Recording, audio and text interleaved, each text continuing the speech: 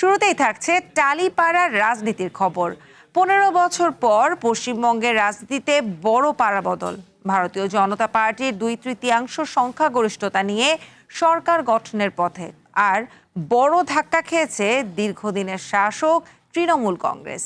এবারের নির্বাচনে সাধারণ ভোটের পাশাপাশি তারকাদের লড়াই ছিল আলোচনার কেন্দ্রে।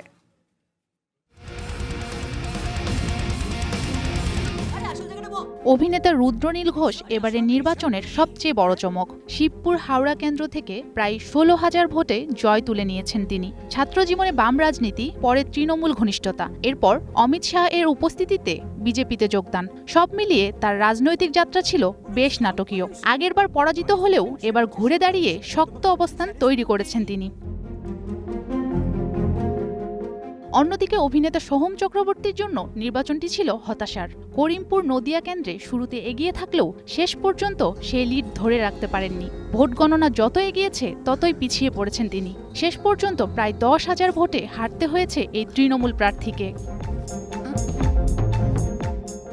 একইভাবে অভিনেত্রী সায়ন্তিকা বন্দ্যোপাধ্যায় পরাজয়ের মুখ দেখেছেন।